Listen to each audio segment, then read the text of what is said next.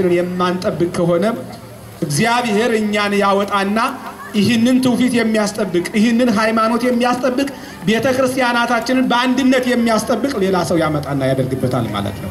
ስለዚህ ልንጠነቀቅ ያስፈልጋል አለን ሁሉ ነገር። ታዲያ እግዚአብሔር እነሱን ጠራርጎ ካስወጣ በኋላ አዳም አለቀሰ ይላል፣ አዘነ ይላል። እንዲያውም ከሲኦል ውስጥ ነው ሄዶ የገባው ማለት ነው። ነገር ግን ልቅሶውን የተመለከተ እግዚአብሔር ባሪያውና በአምሳሉ ነውና የፈጠረው ተመልሶ መጣና ቃል ገባለት ይላል።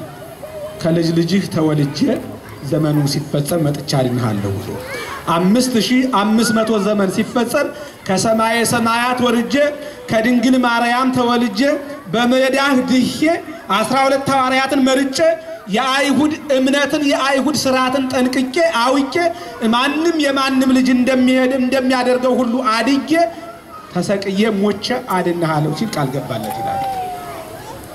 እግዚአብሔር እንዲሁ አልተወንም። ከማይጠፋ ዘር ነውና የተፈጠራችሁት የማይጠፋውን ዘር ተመልከቱ ይላል ቅዱስ ጴጥሮስ ማለት ነው። ታዲያ እግዚአብሔር ይህን ቃል ከገባለት በኋላ 5500 ዘመን ወይም በእግዚአብሔር አቆጣጠር 5 ቀን ተኩል በእግዚአብሔር አቆጣጠር 1000 ዕለት እንደ አንድ ቀን ነው የሚቆጠረው። ስለዚህ ይህንን ቀን ለመፈጸም ይህ ዘመን የሚፈጸምበትን ጊዜ ለማየት ብዙ ነቢያትና ጻድቃን ተመኙ ይላል። ግን አላዩትም ይሄንን ጊዜ ፍጻሜውን።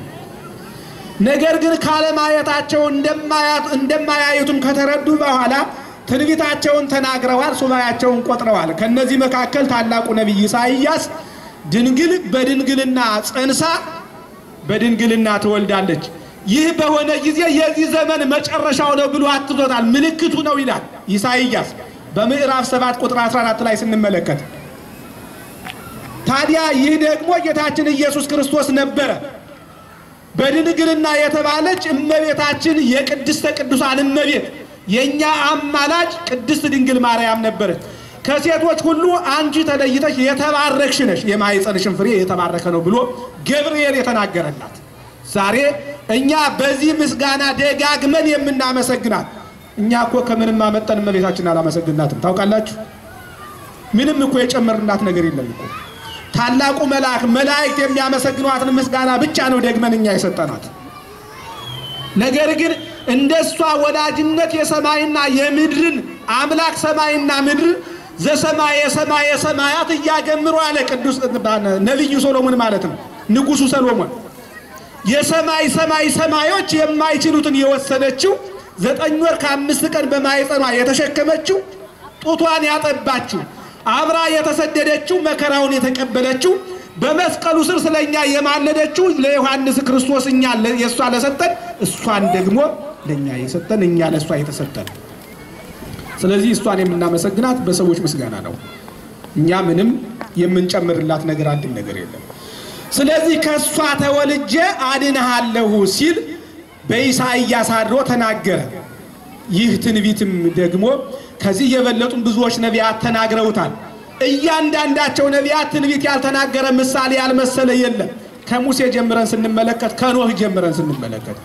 ታዲያ ግን ይህ የዘመን ፍጻሜ እንደደረሰ ለማመልከት ታላቁ መልአክ ሐዲስ ቅዱስ ገብርኤል መጣ ይላል። ወደ ድንግል መጣ። ተፈስሒ ደስ ይበልሽ ጸጋን የተመላሽ ካንቺ ጋር እግዚአብሔር ካንቺ ጋር ነውና አላት። ልጅን ተወልጃለሽ ስሙንም ኢየሱስ ትይዋለሽ ሲል የመጀመሪያውን ስብከት የወንጌልን ስብከት ታላቁ መልአክ መጥቶ ለእመቤታችን ሰበከላት ይላል። በዚህ ቃል የተነሳ ማለት ነው። ታዲያ አባቶች ሲናገሩ ይሄንን ቃል ደረቅ ወንጌል ይሉታል፣ የኢሳይያስን ትንቢት ማለት ነው። ታዲያ ጌታችን ኢየሱስ ክርስቶስ መልአኩ ባበሰረበት መንገድ ሁኔታ በማኅፀኗ ጌታችን ኢየሱስ ክርስቶስ ተቀረጸ። 9 ወር ከ5 ቀን እንደተፈጸመ ጌታችን ኢየሱስ ክርስቶስ የእያንዳንዳችን ልጆች በማይወለዱበት መወለድ በማይገባቸው ሁኔታ የኔና የናንተ ልጆች የሚወለዱት ጥሩ በሆነ ሆስፒታል ወይም ደግሞ ጥሩ በሆነ ቦታ ላይ ሁሉ ነገር በተመቻቸላቸው ላይ ነው።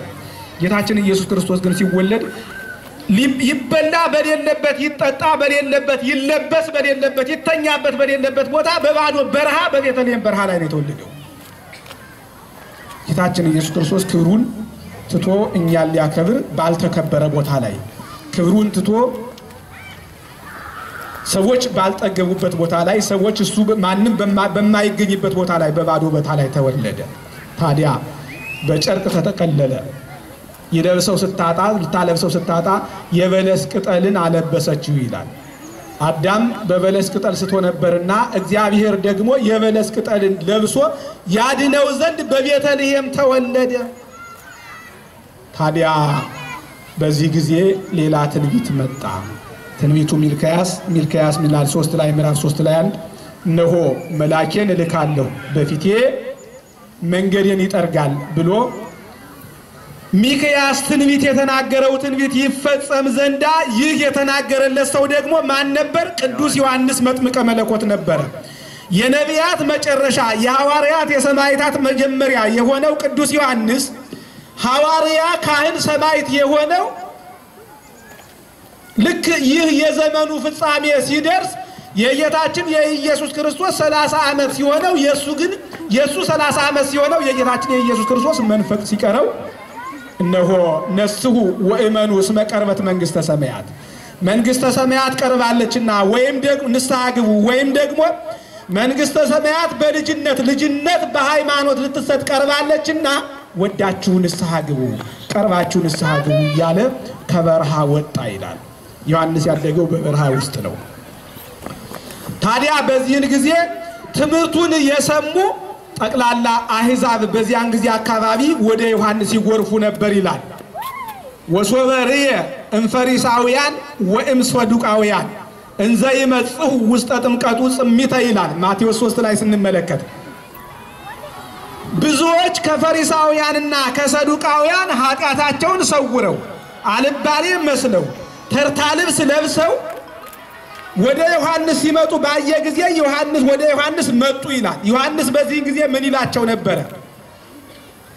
ኦ ትውልደ አራዊተ ምድር መኑ አመረክሙ ታምስጡም ዛቲ መቅሰፍት ከዚህ መቅሰፍት ታመልጡ ዘንዳ እናንተ የእፉኝት ልጆች ማን ነገራችሁ እያለ ይገስጻቸው ነበር። በዚያን ጊዜ የክርስቶስን መወለድ የማያምኑ የክርስቶስን መምጣት የማያምኑ ሰዱቃውያንና ፈሪሳውያን የተባሉት በትንሣኤ ሙታን ፈጽመው የማያምኑ ሰዱቃውያን ደግሞ በግማሹ ቢያምኑ እንኳን ትንሣኤ ሙታን ከሆነ በኋላ በሰማይ መዋለድ መኖር መክበድ አለ ብለው በትዳር መስረት እንኖራለን ብለው ያምኑ የነበሩ በማቴዎስ 22 ላይ እንደምንመለከተው ማለት ነው። ስለዚህ ይህ ዘመን እንዳለቀ ይህ ዘመን እንደተፈጸመ የመከራው ዘመን እንዳለቀ ወደፊት ከሚመጣው መከራም ደግሞ ትድኑ ዘንድ ማን ነገራችሁ ማን አመለከታችሁ ለመሆን ወደኔ የምትመጡ እያለ ከዚያም በፊት ብዙ ነቢያት ተነስተውላቸው ነበር። ከዚያን በፊት ብዙ መምህራን ተነስተውላቸው ነበር። እነዚያን ግን እየቀጠቀጡ ነበር የገደሏቸው። ለዚህ ነው ብዙ ነቢያትና ጻድቃን ያዩ ዘንድ ተመኝተው ነበር ግን አላዩም ማለት ማን እንዳያዩ ያደረጋቸው በዚያን ጊዜ የነበሩ አህዛብ በሙሉ የክርስቶስን መምጣት እንዳያዩ ያደረጓቸው አረፍተ ዘመንም ጭምር የገታቸው ብዙ አባቶችና ብዙ ነቢያት አልፈዋል። ታዲያ ይህንን ሲላቸው እነሱ ይልቁንም ይህንን የምታደርጉ ከሆነ እናንተ የእፉኝት ልጆች ታመልጡ ዘንድ ይሄንን ታወቃችሁ ይልቁንም አብርሃም አባት አለን እንደምትሉት ሳይሆን ይልቁንም የጌታን መንገድ አዘጋጁ ጥርጊያውን አስተካክሉ ተራራውንና ኮረብታው ዝቅ ይበል አዘግቱ ሁሉ ይሙላ። ዮሐንስ ተራራ ይለው የነበረ በትዕቢት የተሞላ ልባቸውም ነበረ። ዮሐንስ ጠማማ ይለው የነበረ መከንቱ አመለካከታቸውን ነበረ። በተራራ መስሎ ልባቸውን ይናገር ነበር። በከንቱ በብሉይ ትምህርታቸው ይታበዩ የነበረ ነገር ግን የብሉይን ሕግን የማይፈጽሙ የነበረ ተምረውት ነበር እንጂ የማይፈጽሙት የነበረ። ስለዚህ ከዚያ ሁሉ ታመልጡ ዘንድ ማን አመለከታችሁ? ስለዚህ ይልቁንም አሁን ቀናውን መንገድ ምረጡ እያለ ያስተምራቸው ነበር ዮሐንስ ማለት ነው። ታዲያ በዚህን ጊዜ ምን አሉት መሰላችሁ? ምን እናድርግ አሉ። ዛሬ ተምረን ምን እናድርግ የምንል ነው የሚል ምእመን ነው ያጣነው ዛሬ በቤተ ክርስቲያን ውስጥ ማለት ነው። እኛም ዝም ብለን እንደ ቆርቆሮ እንጮሃለን፣ እናንተም ደግሞ በደንጋይ ላይ እንደሚፈስባችሁ ውሃ እንደሚፈስበት ፈሶባችሁ ትሄዳላችሁ፣ ማታ አታስታውሱትም። ዛሬ እዚህ ጋር ከንፈራችሁን ትመጣላችሁ፣ ማታ ጊዜ ገብታችሁ አታስታውሱትም። ከዚህ የሌለ ሰው አሁን እርግጠኛ ነኝ እዚህ ውስጥ ያላችሁ ሰዎች ከዚህ የሌለ ሰው ከዚህ ማዶ ላይ ሆኖ እንደው ምን አይነት ትምህርት ተማራችሁ ዛሬ ብላችሁ ምን ብዙ ትምህርት ነው የተሰጠው ምኑን ይዘነው ምኑን ጨብጠነው ነው የሚባለው። ስለዚህ በዚያን ጊዜ የነበሩት ክፉዎች እንኳን ዮሐንስ ሲያስተምር ምን እናድርጋለን ያላችሁ ይብቃችሁ፣ ድሃውን አትፈድሉ፣ በጽድቅ ፍረዱ፣ በእውነት ፍረዱ፣ ከተሰጣችሁ በቀር ሌላ ነገር አትንኩ እያለ ያስተምራቸው ነበር። ከትምህርቱ ብዛት የተነሳ ወይም ደግሞ ትምህርቱን ከማመናቸው የተነሳ ዮሐንስን እንደ ክርስቶስ ቆጠሩት ይላል። በዚህን ጊዜ ክርስቶስ ወይም ደግሞ ዮሐንስ ክርስቶስ አለመሆኑን ሲያረጋግጥ እኔ ክርስቶስ አይደለሁም፣ እኔ በውሃ አጠምቃችኋለሁ፣ ከኔ በኋላ የሚመጣው ግን ከኔ የሚበረታ ጫማውን መፍታት የማይቻለኝ ሲሆን በውሃና በእሳት ወይም ደግሞ በእሳትና በመንፈስ ቅዱስ ያጠምቃችኋል ሲል ዮሐንስ መሰከረ ይላል። በዚህን ጊዜ ጌታችን ኢየሱስ ክርስቶስ ዮሐንስ በንስሐ ጥምቀት ያጠምቅበት ወደ ነበረው በሄኖን አካባቢ በዮርዳኖስ አካባቢ ጌታችን ኢየሱስ ክርስቶስ ከገሊላ መጣ ይላል። ዮሐንስ እግዚአብሔር ወይም ደግሞ ክርስቶስ በዮሐንስ ሊጠመቅ ወደ ዮሐንስ መጣ፣ ወደ ዮርዳኖስ መጣ። ንጉስ ሲሆን ንጉስነቱን ትቶ፣ ፈጣሪ ሲሆን ፍጡርነቱን አስቦ፣ ገዢ ሲሆን ተገዢ መሆኑን በለበሰው ሥጋ አስቦ ወደ ዮሐንስ መጣ። ዮሐንስ ግን እምቢ አለው። አበዮ ዮሐንስ ለኢየሱስ ኢየሱስ ዮሐንስን ያጠምቀው ዘንድ እምቢ አለው። ለምን እምቢ አለው? ባሪያ በጌታው እጅ ይጠመቅ ዘንድ እንጂ ጌታ በባሪያው እጅ ይጠመቅ ዘንድ አይቻልም። ወዲያውም ደግሞ አንተ ጌታ ስትሆን እኔ አገልጋይ፣ አንተ ንጉስ ስትሆን እኔ ተገዢ፣ አንተ ፈጣሪ ስትሆን እኔ ፍጡር፣ አንተ ኃያል ሰማያዊ ስትሆን እኔ ደግሞ ምድራዊ ደካማ፣ አንተ የእግዚአብሔር ልጅ ስትሆን እኔ ደግሞ የሰው ልጅ ነኝና አንተን አጠምቅ ዘንድ አልችልም አለ። በዚህን ጊዜ ምን አለ? አንተ መጥምቀ መለኮት ትባል ዘንድ እኔን አጠመቅ ተብሎ ክብርህ ይነገር ዘንድ እኔም ደግሞ የሰው ልጅን አደን ዘንድ ሥጋን ለብሻለሁና ከክብሩ ተዋርዶ በባሪያው እጅ ተጠመቀ ይባል ዘንድና ክብራችን ይነገር ዘንድ አንድ ጊዜ ጽድቅን እንፈጽም ተወኝ አጥምቀኝ አለው። ዮሐንስ ይሻለ ከዚህ በፊት ለንስሐ ጥምቀት ሳጠምቅ ባይዶችን ሌሎችን በአንተ ስም አጠምቅ ነበር። ዛሬ ግን ባይደ ሶባ አጠምቅ ወካከ ሶባ አጠምቅ በስምከ ባይደ ሶባ አጠምቅ በስምከ አጠምቅ ወካከ ሶባ አጠምቅ እግዚኦ ምን ተእብል ሌሎችን ሰዎች ሳጠምቅ በአንተ ስም አጠምቅ ነበር። ለመሆኑ አንተ የሕያው እግዚአብሔር ልጅ ትክክለኛው ነህ። ስለዚህ አንተን በማን ስም አጠምቅሃለሁ? ምን ብዬ አጠምቅሃለሁ? አቤቱ አለ። ክርስቶስ ወልዱ ለውሩክ ከሳቴ ብርሃን ተሳለ። ብርሃንን የሚገልጽ ትክክለኛው የእግዚአብሔር ልጅ ነው። የሰው ልጅን የሚያድነው ትክክለኛው የእግዚአብሔር ልጅ ነው። መጀመሪያም ያለ አባት ያለ እናት የተወለደው ከአብ ኋላም ደግሞ ያለ አባት ከድንግል ማርያም የተወለደው ሥጋን የለበሰው ብርሃንን የሚገልጸው የእግዚአብሔር ልጅ ነው እያልህ አጥምቀኝ አለው። በዚህ ጊዜ በእግዚአብሔር አካባቢ ከእግዚአብሔር ጋራ ከክርስቶስ ጋራ ወደ ዮርዳኖስ ገቡ ይላል። ተያይዘው ጌታችን ኢየሱስ ክርስቶስን በጌታችን በኢየሱስ ክርስቶስ ላይ ዮሐንስ እጁን ጫነበት፣ 3 ጊዜ ብቅ ጥልቅ እያደረገ አጠመቀው ይላል። እውነት ክርስቶስ በዮሐንስ የሚጠመቅ ነው ወይ? እግዚአብሔር ክርስቶስ በራሱ ሁኔታ ማጥመቅ ራሱን ይችላል። ባለው በመለኮቱ ራሱን ማጥመቅ ይችላል። ነገር ግን የባህሪ ክብሩን ትቶ ወደዚህ ዓለም እንደመጣ ሲያመለክት በባሪያው ተጠመቀ ይላል። ነገር ግን በዮርዳኖስ ውስጥ ሲጠመቅ ደግሞ ክርስቶስ በባሪያው እጅ እንዲጠመቅ የፈለገ እናንተም ከእናንተ በላይ ላሉ ሰዎቻችሁ ከእናንተ በታች ምንም ታላላቆች ብትሆኑ በዚህ አካባቢ የነበሩ ይጠመቁ የነበሩ ሰዎች በጣም ታላላቆች ነበሩ። ክርስቶስ የተጠመቀው ወይም ድረ ተጠምቁ ሁሉ ሕዝብ ይላል። ሕዝብ ሁሉ ከተጠመቀ በኋላ ክርስቶስ ተጠመቀ። ወደ ዮሐንስ መጥቶ በባሪያው እጅ መጠመቅ ብቻ አይደለም፣ እንደ ማንኛውም ሰው ወረፋ ጠብቆ ክርስቶስ ተጠመቀ። እንደ ማንኛውም ሰው በዚያን ጊዜ ከነበሩ ሰዎች ከነዚያ መካከል የነበሩ ሰዎች ሁሉ ጠቅላላ በሙሉ በትምህርትም ሊሆን ይችላል፣ በኦሪት ትምህርትም ሊሆን ይችላል፣ በዘመናዊ አካባቢም ሊሆን ይችላል፣ በነገስታቱ ዙሪያም ሊሆን ይችላል። የተለዩ ሰዎች ብዙዎች ነበሩ። ስለዚህ እናንተም ለትንንሾቻችሁ ተገዙ ሲል በዮርዳኖስ አካባቢ ተጠመቀ። ክርስቶስ ጥምቀቱን ለምን በዮርዳኖስ አደረገው? ክርስቶስ በዮርዳኖስ ጥምቀቱን ያደረገው ቢያንስ 3 ታላላቅ ነገሮች አሉ። አንደኛው በኦሪት በዮርዳኖስ ብዙ ሥራ ሰርተውባታል የቀደሙ አባቶች ማለት ነው። ብዙ ታላላቅ እነ ኤልያስን እነ ኤልሳን የመሳሰሉ ነቢያት በዮርዳኖስ ላይ ታላላቅ ሥራን ሰርተውበታል። እነ ንዕማን እነ ኢዮብ ተጠምቀው ከበሽታቸው ድነውበታል። ስለዚህ ይህ የነሱ ምሳሌ እንደመሆኑ መጠን የጥምቀት ምሳሌ እንደመሆኑ መጠን የሰው ልጅንም በዮርዳኖስ ያድነው ዘንዳ መጥቶ ክርስቶስ ተጠመቀበት። ሁለተኛው እና ታላቁ በዮርዳኖስ ጣቢያ ውስጥ በዮርዳኖስ ባህር ውስጥ አንድ የተመዘበረ መዝገብ ቤት ነበረ። ቅድም እንደነገርኳችሁ አዳምና ሔዋን ወደ ሲኦል ተጥለው ነበረ 5500 ዘመን እስከሚፈጸም ወይም ክርስቶስ እስከሚመጣበት። በዚህን ጊዜ ወደ ሲኦል ሄደው ሲወድቁበት የቀድሞ ጠላቱ እንደሆነ ስላወቀ ዲያብሎስ ግዛት አጸናባቸው ይላል። ትሉ በማያንቀላፋ እሳቱ በማይጠፋ ቦታ አስቀመጣቸው ይላል። በዚህን ጊዜ ወደ ዲያብሎስ ጮሁ። እነማን? አዳምና ሔዋን። ስመ ግብርን አጽፋችሁ ብታመጡልኝ መከራውን አቀልላችኋለሁ አላቸው። እንግዲያውስ እሺ ብለው አዳም ገብሩ ለዲያብሎስ ሔዋን አመቱ ለዲያብሎስ ብለው ጽፈው ሰጡት ይላል።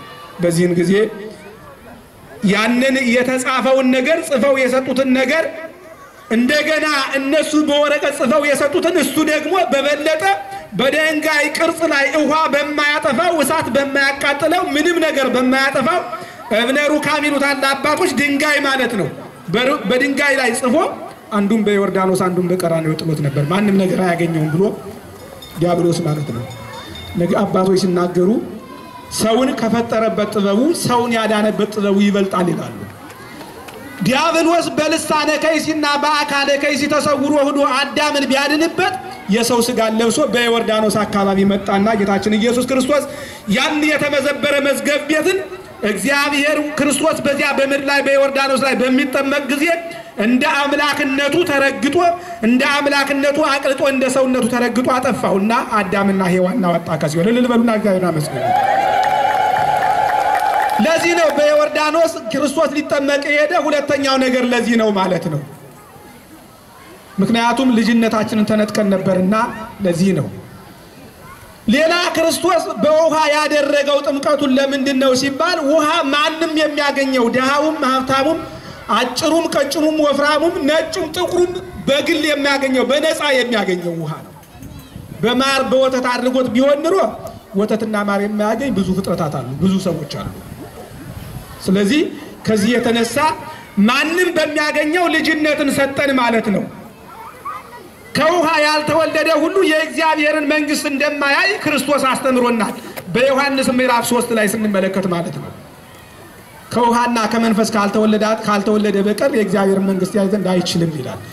ስለዚህ ልጅነትን ያገኘንበት በዚህ ጊዜ ደግሞ የዲያብሎስን ስራ ያፈርስ ዘንድ የእግዚአብሔር ልጅ ተገለጠ። ትክክለኛው የትምህርት ርዕሳችን ማለት ነው። ዲያብሎስ አዳምና ሔዋን ያጠቃ ዘንድ የዕዳ ደብዳቤያቸውን በዮርዳኖስ ውስጥ ቢቀብረው የእግዚአብሔር ልጅ ተገልጦ አፈረሰበት። ስለዚህ ምእመናን ጥምቀት የውጫዊ አካል እጥበት ሳይሆን የውስጣዊ አካል ንጽህናን ለማግኘትና የውስጣዊ አካል እምነትን ማጎልመሻ ነው። ዛሬ ጥምቀትን በየዓመቱ የምናደርገው ሁልጊዜ እንጠመቃለን ማለት ነው። ዛሬ በዓለም ላይ የምናያቸው ታላላቅ ነገስታትና ታላላቅ ሰዎች እንኳን ሕጋቸውን ያወጡበት ቀን ምን ይባላል? ይከበራል አይደል? በነገው ዕለት አሁን ለምሳሌ በዚህ ሀገር የሚከበር ታላቅ በዓል አለ። ይህ ሰው ለነጻነት የታገለ ሰው ብቻ ነበር እንጂ የእግዚአብሔር ልጅነት እንኳን ያላመነ ሰው የነበረ ነው። ነገር ግን ይህ እንኳን ታምኖበት በዓለም ላይ ያሉ ሰዎች ይቅርም ደግሞ በዚህ ሀገር ያሉ ሰዎች በሙሉ መስሪያ ቤታቸውን ሳይቀር ልክ ጉርሳቸውን የሚያገኙበትን ደሞዛቸውን ዘግተው ያከብሩታል ማለት ነው። ስለዚህ እግዚአብሔር የሰራው ሕግና ልጅነትንና ያገኘንበትንማ እንዴት አናከብረው? ለዚህ ነው የምናከብረው እንጂ እኛ በየዓመቱ እየተጠመቅን አይደለም። ስርዓቱን ነው የምናከብረው። ልጅነት ያገኘንበትን ስርዓት ነው የምናከብረውና እግዚአብሔር አምላካችን ላስተማረን ለመከረን ክብር ምስጋና ለሱ ይሁን። የዲያብሎስን ስራ ያፈርስ ዘንድ የእግዚአብሔር ልጅ ተገለጠ በሚል ርዕስ ላስተማረን ለመከረን ክብር ምስጋና ይሁን። ዛሬ ጾመ ገሃር ነው። ዛሬ ጋድ ነው። እንደምታውቁት ኢትዮጵያ የሚከበረው በርግጥ ተከብሯል። እንደኛ ሀገር እንደዚህ እንዳለንበት ባህል ደግሞ ነገ ነው ጥምቀት። ስለዚህ የጥምቀት ዋዜማ ደግሞ ምንድነው የሚባለው? ምንድነው? ጋድ ይባላል። ቅዳሜ ሰኞ ሲሆን ቅዳሜና እሁድ ሁለት ጋድ አለ የሚል ቃል አለ። ይሄ የለም፣ ውሸት ነው። አንድ ቀን ብቻ ነው ጋድ። ይህም ደግሞ ቀኑ ሙሉ አንጾምም። ነገ በሰንበት ቀን ጾም አንጾም። የምንከለከለው ከጥብሉላት ብቻ፣ ምክንያቱም ከስጋ ተዋጽኦች ብቻ ነው እንጂ ሌሎችን ነገሮች በሙሉ እንጾማለን ማለት ነው። ሌላው ከዚህ አያይዞ ጌታችን ኢየሱስ ክርስቶስ ከተጠመቀ በኋላ ወደ ገዳመ ቆሮንቶስ ነው የገባ። ከገዳመ ቆሮንቶስ ከወጣ በኋላ ደግሞ ቀዳሜ ተአምሩን ያደርገው በነገው ወይም ደግሞ ማክሰኞ በመናከብረው የሚካኤል በዓል ማለት ነው በሰርግ ቤት ተገኝቶ ጋብቻን የባረከበት ቀን ነው። ስለዚህ ከዚህ ጋር ተያይዞ አባቶች ያስተምሩታል። እናንተም በዚህ አስባችሁት እንድትኖሩ ነው። ላስተማረን ለመከረን ክብር ምስጋና ለሱ ይሁን።